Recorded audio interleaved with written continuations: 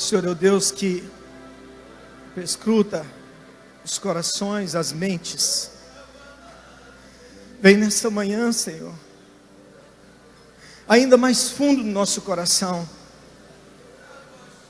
Cava mais, Senhor. Cava mais. E tira de nós aquilo que não tem contribuído, não tem ajudado-nos a conhecer o Senhor. Que venha mesmo o teu reino e seja feita a tua vontade, começando na nossa vida, na nossa casa, na nossa família.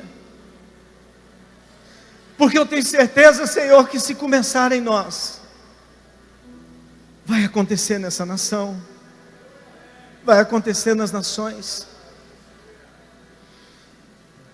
Por isso, Deus, aviva-nos, conserta-nos, mostra-nos se há em nós algum caminho mau. Mostra mesmo, Deus, e guia-nos pelos caminhos eternos, guia-nos para a tua eternidade, em nome de Jesus, em nome de Jesus. Abra sua Bíblia comigo, livro de Oséias, capítulo 4.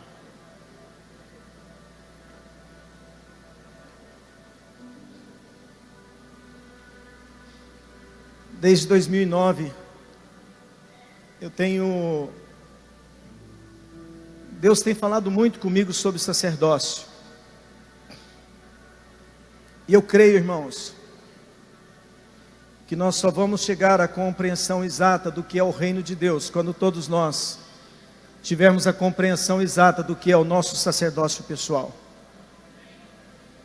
Porque Deus não vai começar pelo outro, Deus vai começar por mim e por você. Creio demais, pastora Juliana, cadê ela? Pastora Juliana está aí? Está aí. Creio demais no que você está falando, tudo começa em casa. Tudo começa em casa, e eu vou mais longe, tudo começa em você. Tudo começa em mim. Essa preciosidade aqui é minha esposa.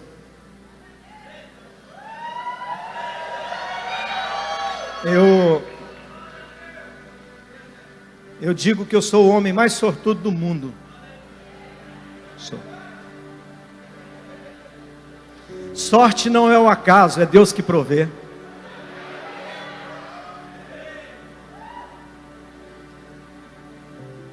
A Bíblia diz que Ele é o provedor da nossa sorte. Mas eu digo para ela é a mulher mais sortuda do mundo. Não porque eu sou o cara mais bonito, porque eu compreendi como ser sacerdote da vida dela.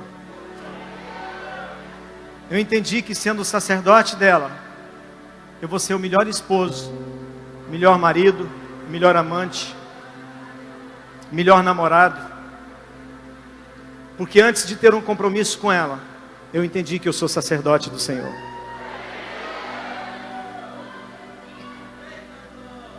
Tudo começa em nós.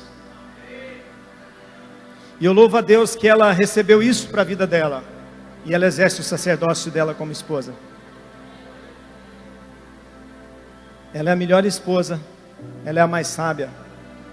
Eu sempre digo, se você não encontrou a mulher de Provérbios 31, eu encontrei. Se Salomão às vezes se frustrou, eu não sou frustrado. Sabe por quê, irmãos? O que não veio pronto nela para o nosso casamento, o Senhor tem me ensinado a ajudá-la a ficar pronta. E o que não veio pronto em mim do jeito que ela queria como marido, ela tem exercido o sacerdócio dela para que eu alcance isso no Senhor. E nós somos um ajudando o outro. Oséias capítulo 4. Eu vou usar a estratégia da tia Juliana ontem. Irmãos, vocês não têm pressa de almoçar, né? O almoço hoje pode ser 4 horas da tarde, pastor José. Amém? Ai, amém, pastor José. O pastor José disse, ó, você tem 50 minutos, porque hoje vai ser corrido. Mas como eles concordaram até 4 horas, aí a gente pode mais um pouquinho. Oséias capítulo 4, versículo 4. Todavia, ninguém contenda, ninguém repreenda, porque o teu povo é como os sacerdotes, os quais acusa. Por isso, tropeçarás de dia, e o profeta contigo tropeçará de noite. E destruirei a tua mãe. O meu povo está sendo destruído porque lhe falta o conhecimento. Porque tu, sacerdote, rejeitaste o conhecimento, também eu te rejeitarei, para que não sejas sacerdote diante de mim. Visto que te esqueceste da lei do teu Deus, também eu me esquecerei de ti. Versículo 9. Por isso, como é o povo, assim é o sacerdote. Castigá-lo-ei pelo seu procedimento, e lhe darei o pago das suas obras.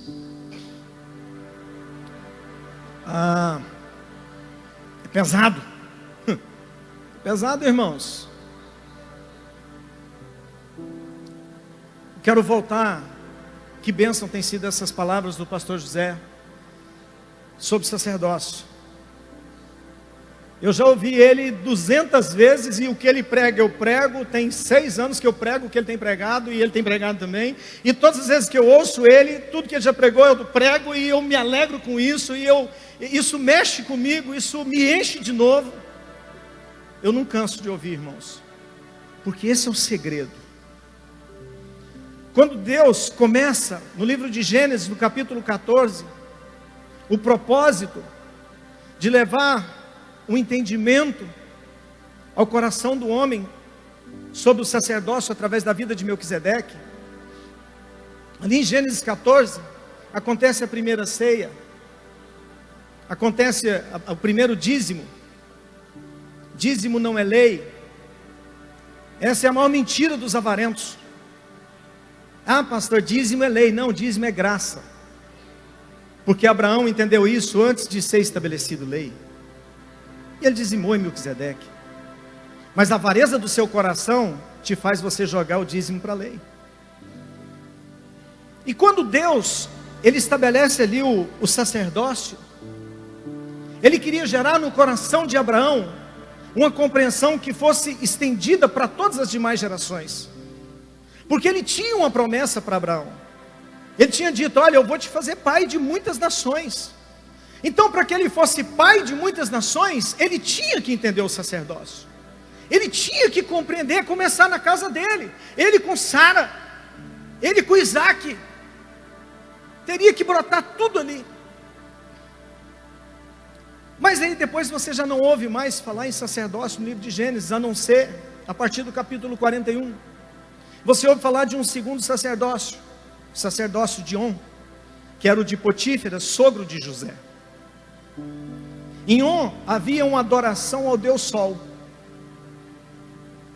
Já havia uma compreensão sacerdotal por parte das trevas, de que era necessário uma organização, um padrão, para que isso proliferasse, para que isso crescesse. E aí você ouve falar novamente no segundo sacerdócio, quando você entra no livro de Êxodo, no capítulo 2. Fala do sacerdote de Midian, Jetro, sogro de Moisés.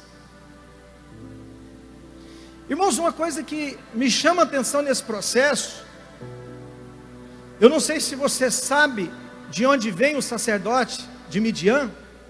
Eles são da geração de Quetura, que foi concubina de Abraão.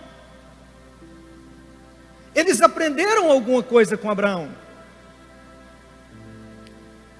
E o sacerdócio de Midian, ele se tornou forte naquele tempo. Tanto que quem ensina Moisés a pastorear é Jetro.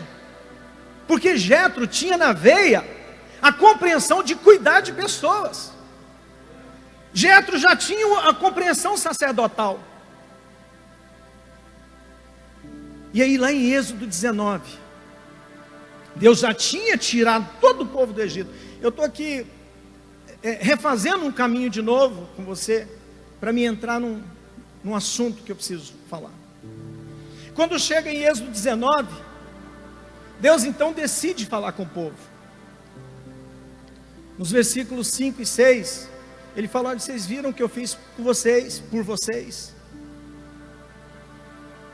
Eu te tirei do Egito, porque eu quero fazer de vocês uma nação santa, um povo de propriedade exclusiva de Deus, um reino de sacerdotes.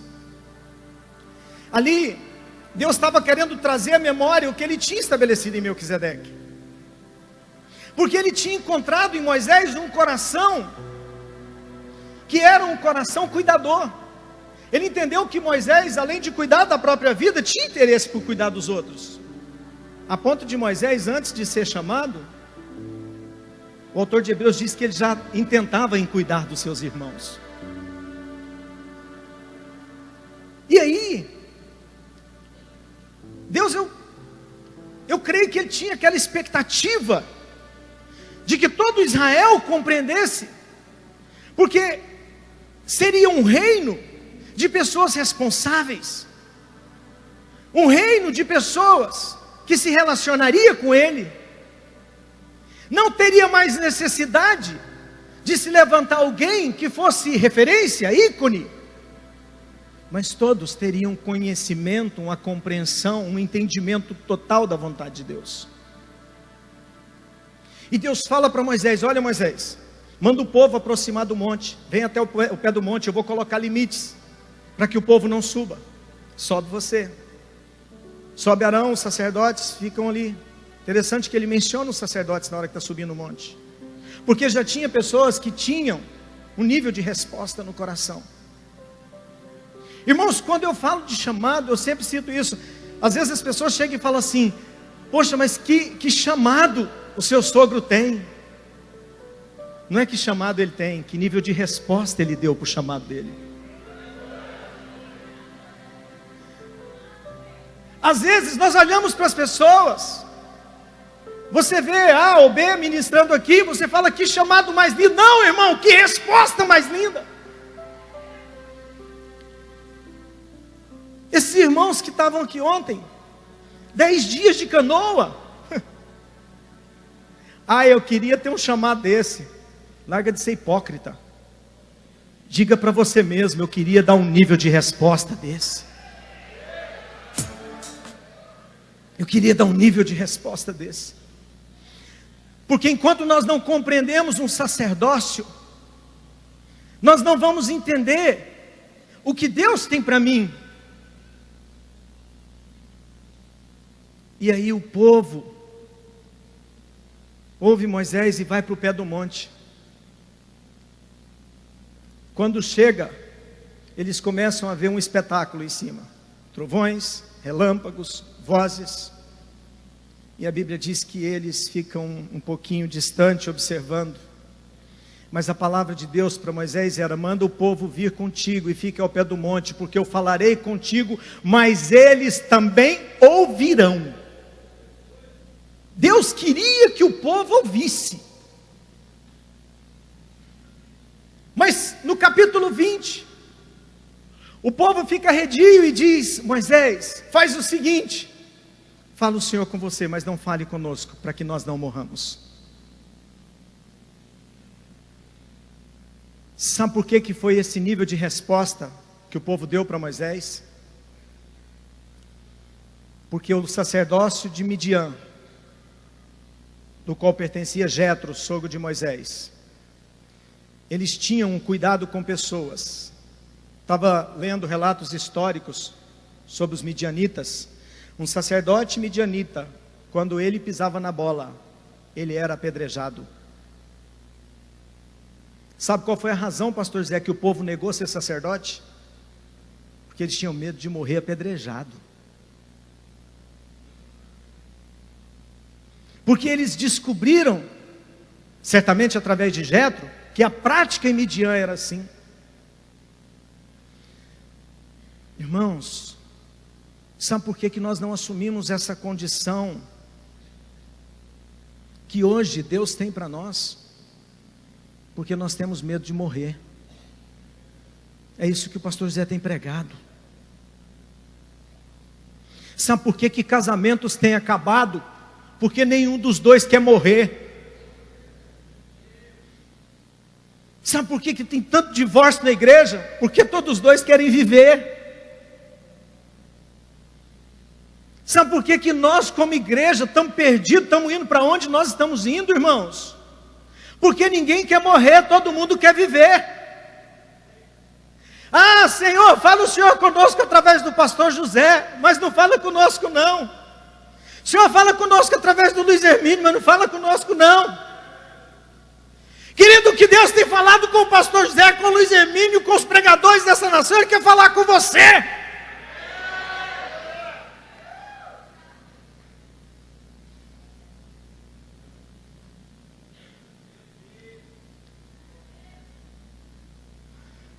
Problema. Eu tenho dito, sabe, essa internet, ela é bênção quando ela é usada de maneira certa. Irmãos, mas hoje, sabe o que virou? Nós estamos cheios de conhecedores, de pessoas que estão cheias de palavras de pregadores, mas vazias da palavra de Deus. Conhece tudo quanto é pregação, mas não tem uma palavra sequer de Deus para a sua vida. Não tem uma palavra sequer pessoal, aonde você foi lá e cavou, e Deus falou com você, e Deus ministrou no seu coração, e Deus mudou sua vida.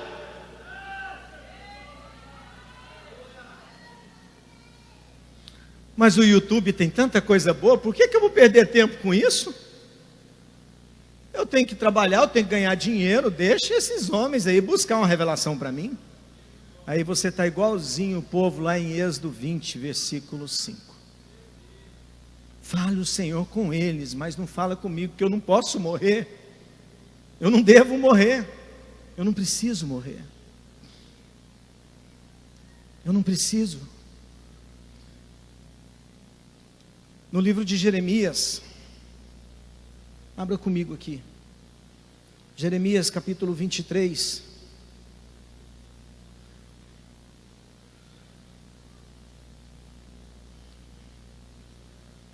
Jeremias 23, versículo 11, irmãos, esse versículo dói,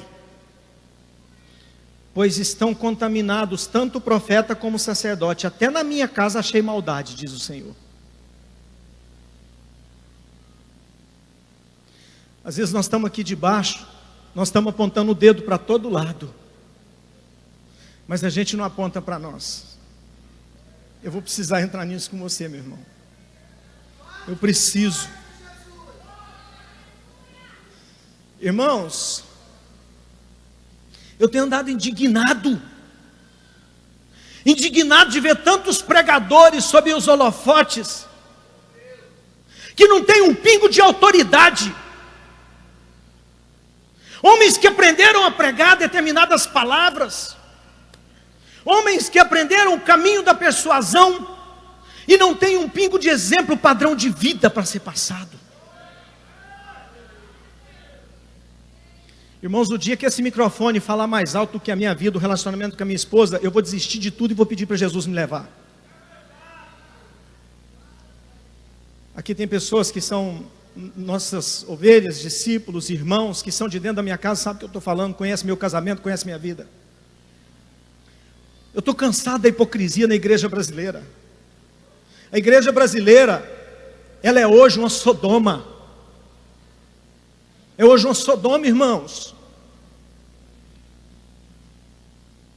Recentemente eu fui fazer um casamento de uma sobrinha minha. Na minha família são poucas pessoas, vamos dizer assim, convertidas, crentes, evangélicos, sei lá o que você quiser usar. Na família do jovem que estava casando com ela, do Ricardo, ninguém conhece o Senhor. E antes do casamento, eu conversando ali com os pais dele, a mãe dele virou e falou assim: pastor, eu estou tão feliz, conversando com a sua mãe aqui agora, eu descobri, na sua família não tem nenhum divórcio, e na minha família não tem nenhum. Nós estamos unindo dois jovens hoje, que não tem um divórcio na história da ascendência deles. Irmãos, eu comecei aquele casamento chorando, porque o mundo hoje tem uma compreensão muito mais profunda do que nós. Uma compreensão muito mais profunda. Porque Deus começou tudo com família. Deus começou com Adão e Eva. Deus não começou com dois amigos. Deus não começou com um casal de prostituto. Deus não começou com um casal de adúltero.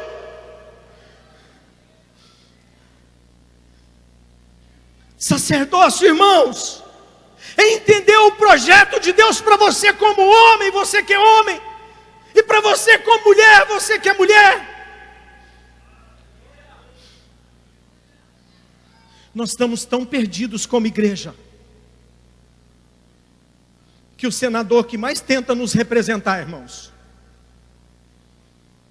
que mais combate os homossexuais, largou a esposa por causa de outro.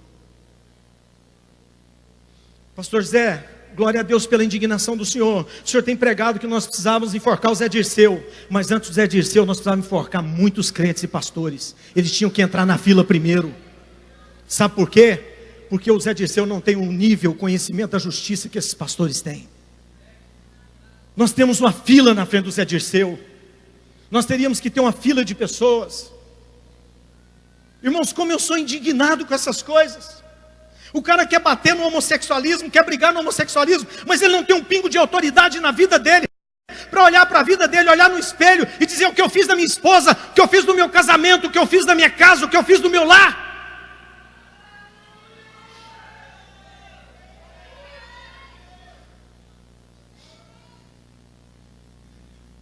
Você que é casado, que está aqui dentro, aproveitando que eu estou falando isso,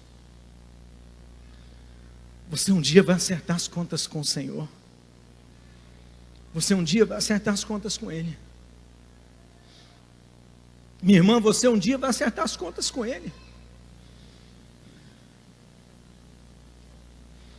Jeremias 23:11, isso aqui é o retrato da igreja. Hoje está contaminado o sacerdócio, hoje está contaminado o profeta. Nas igrejas, não se levantam mais profetas que tenham a coragem de Natã, para enfiar o dedo no nariz do líder, e dizer: é você.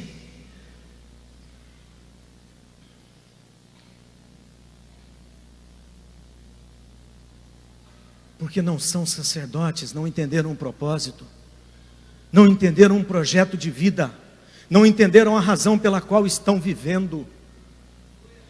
Sabe, irmãos, e nós vamos abrindo mão de tudo.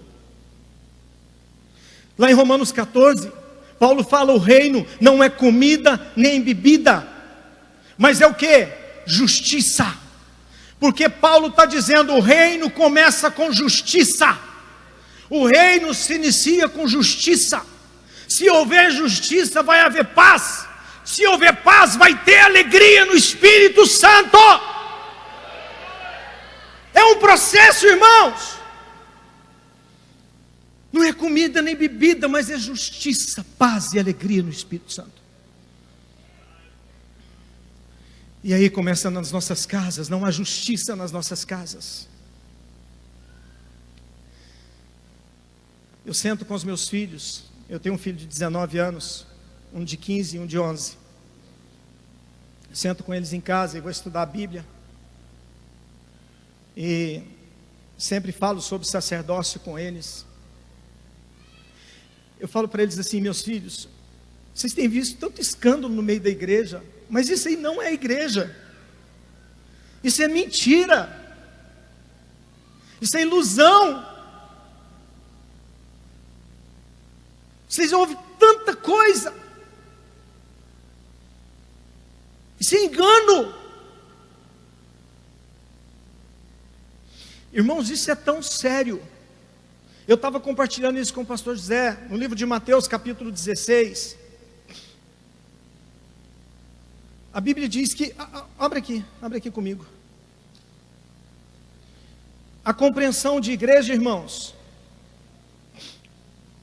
Mateus capítulo 16. Olha o versículo 13. Indo Jesus para os lados de Cesareia de Filipe, perguntou aos seus discípulos: quem diz o povo ser o Filho do Homem? Irmãos, essa pergunta de Jesus, ela é proposital. Sabe por que ela é proposital? Porque Jesus queria chegar aonde Pedro chegou. Porque ele sabia que Pedro tinha uma revelação dele, que ele era o Cristo. Mas é porque ele precisava revelar a igreja para os discípulos. Mas sabe qual a eclésia, ou eclesia, que ele queria revelar para os discípulos? Na Grécia Antiga, eles montaram as assembleias. E as assembleias, elas eram constituídas para fazer o papel do executivo e o judiciário.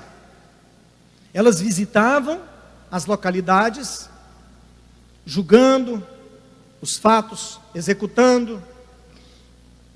E eram grupos de pessoas que saíam para esse determinado fim. Só que quando Tibério reinou sobre Roma, Tibério César, Herodes morreu, Filipe assumiu. Quando Filipe assume o posto, Filipe começa a fortalecer o reino e coloca o nome de Cesareia de Filipe, em homenagem a César. E o que Filipe faz? Ele pega a ideia das assembleias, ou vamos dizer das eclésias, que tinha sido estabelecida na Grécia Antiga, e monta as eclésias romanas. O que ele fazia? Ele enviava as eclésias para os interiores, para dizer: olha, é bom ser cidadão romano, você precisa ser cidadão romano. Então a eclésia de Filipe, era ela influenciadora, era uma eclésia de boas novas, era uma eclésia que passava um padrão. E aí Jesus entra em Cesareia de Filipe e pensa o quê? Eu vou usar o sistema para ensinar meus discípulos. Você está começando a entender o que é igreja. E então, ele começa a ensinar os discípulos. E quando Pedro responde: tu és o Cristo, Filho do Deus vivo. Pedro ali teve uma revelação que antes dessa passagem são só 3 menções Cristo que tem ali. E foram revelações. Então Jesus fala: olha, não foi carne nem sangue que te revelou, mas foi meu Pai que está no céu. Mas por causa disso, Pedro, eu também te digo que tu és Pedro, rocha, e sobre essa rocha eu vou edificar a minha eclésia. E a partir dessa hora, irmãos, ele começa a liberar as coisas espirituais. Ele começa a trazer um discernimento para Pedro daquilo que era espiritual, para Pedro ter a compreensão do que seria a eclésia. Irmãos, e se você partir desse princípio e você olhar o que nós chamamos de igreja hoje, não tem nada a ver. Nada a ver. Igreja para nós é ir no domingo, sentar num salão, ouvir uma palavra: eu fui à igreja. Isso não é eclésia. Eclésia é você. Só que eclésia é você quando você tem na sua vida a responsabilidade de ser eclésia. E aqui agora eu quero entrar com você na razão disso tudo que eu estou falando. Porque para fazer parte da eclésia que Filipe levantou, tinha 2 coisas que não abria mão. Era-se responsabilidade e fidelidade. A igreja precisa conhecer essas 2 palavrinhas, irmãos. Os sacerdotes precisam conhecer essas 2 palavrinhas. Isso é tão sério, que quando Deus levanta o sacerdócio levítico, Ele fala: olha, fala para Arão fazer uns sinetezinhos de ouro, amarra umas romãs sequinhas que faz muito barulho na orla da veste dele, porque quando ele entrar lá dentro, se ele tiver em pecado, vai parar de tocar. Irmãos, eu imagino que o sacerdote, quando entrava ali, ele tremia, ele confessava o pecado até do tataravô, com medo de não voltar mais. Mas que sacerdotes somos nós, irmãos? Que sacerdotes somos nós, que nós não temos medo de pecar, nós não temos medo do juízo. Eu tenho ensinado meus filhos, olha, o Deus da lei, eu acho que compartilhei com o pastor Bill, né, pastor Bill? Eu tenho falado para os meus filhos, o Deus da lei era aquele pai carrancudo, que olha para o filho e fala, não faz isso. Aí o filho faz, ele já pega e manda bala, já arranca o cinto na hora e bate. Ou seja, o juízo é imediato. O Deus da graça é aquele pai que fala assim, não faz isso de novo, que a hora que eu te pegar, não faz isso de novo, mas a hora que pega, ele desconta tudo. O Deus da lei é o Deus que executa o juízo imediato. O Deus da graça é o Deus que marcou um dia para o juízo. A igreja está acostumada a ler sobre o Deus da lei, esquecendo que está vivendo com Deus da graça. Ah, Deus não fez nada. Ah, o fulano adulterou e não fez nada. O fulano matou e não fez nada. O fulano... Mas vai ter um dia. Vai ter um dia, irmãos. E por causa disso, não tem responsabilidade. Porque afinal de contas, Deus não fez. Deus não, vamos dizer assim, não retribuiu o meu mal. Por quê?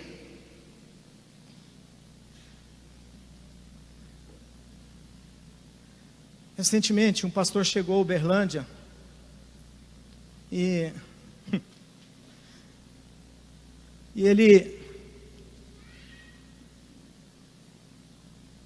uns irmãos foram congregar com ele, era de uma igreja grande lá. E aí a igreja grande, né, teve um problema terrível com esse pastor, e acusando. Aí o pastor foi sentar com ele. O pastor Marildo conhece essa história. Cadê o pastor Marildo? Está ali, ó. Aí esse pastor que mudou para Uberlândia, virou e falou, pois é, o pessoal foi para lá. Esse pastor da igreja grande olhou para ele e disse assim, vem cá, como é que é? Você veio para cá começar uma igreja, mas não falou nada para o conselho de pastores, não falou nada com a gente. Espera aí, irmãos. Isso é igreja? Isso é igreja?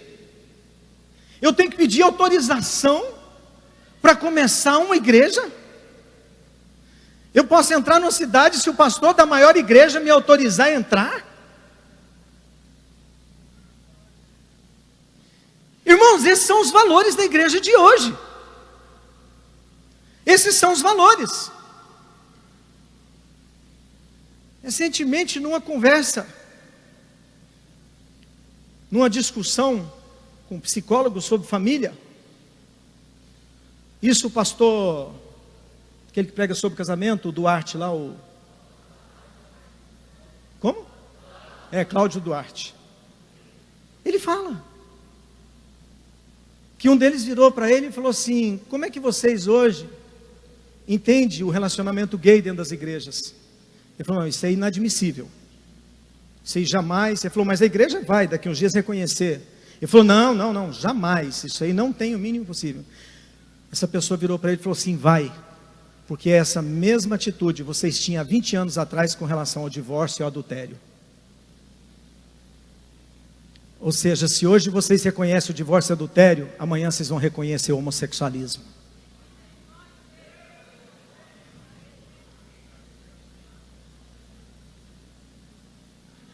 Meus filhos estudavam numa escola pública em São Simão.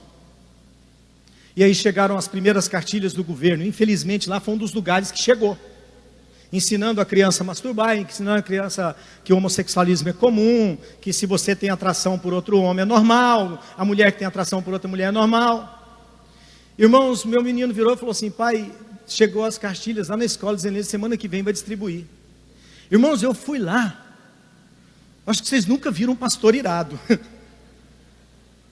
Eu cheguei na Joana, diretora da escola. Eu só não pus a mão no colarinho dela. Eu cheguei na frente da mesa dela, ela falou, senta aí, pastor. Eu falei, não quero sentar não. Eu acho que se eu sentasse, eu quebrava a cadeira. Eu virei para ela e falei assim, não ouse entregar essa cartilha com os meus filhos dentro da escola. Porque se você entregar essa cartilha com um dos meus filhos dentro da sala, você nunca viu um pastor irado e bravo. Você vai ver. Porque se eles chegaram até aqui, eles têm um pai e têm um sacerdote dentro de casa. E eu não vou admitir a escola ensinar para eles o que eu tenho que ensinar. Então faz o seguinte, a hora que vocês decidirem entregar as cartilhas, entrega para eles a transferência e já fala para eles levar para casa. Ela quase escondeu debaixo da mesa.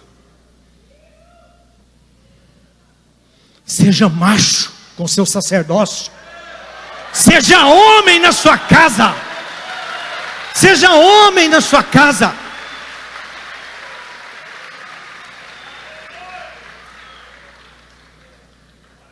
Aí a igreja olha e fala assim, mas isso hoje é normal.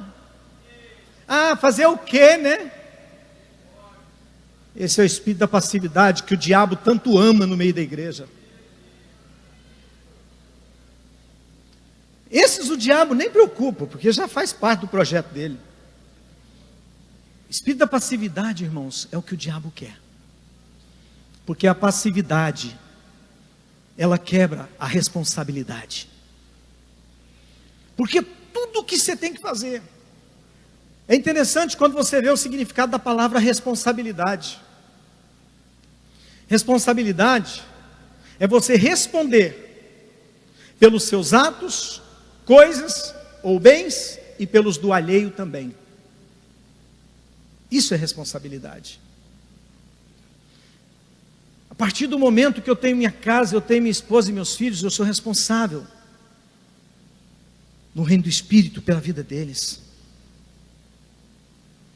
Irmãos, e aí nós estamos cansados de ver pastores que não são responsáveis nem pelas suas casas.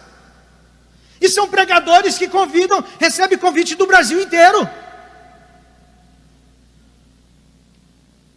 E a igreja ouvindo, nossa, que bênção, que palavra boa. Você quer uma palavra boa para a sua vida? Está aqui, ó. Está aqui a palavra boa que você precisa, ó. A palavra boa para a sua casa, a palavra boa para o seu casamento, a palavra boa para mudar a sua vida, está aqui, meu irmão. Está aqui, ó.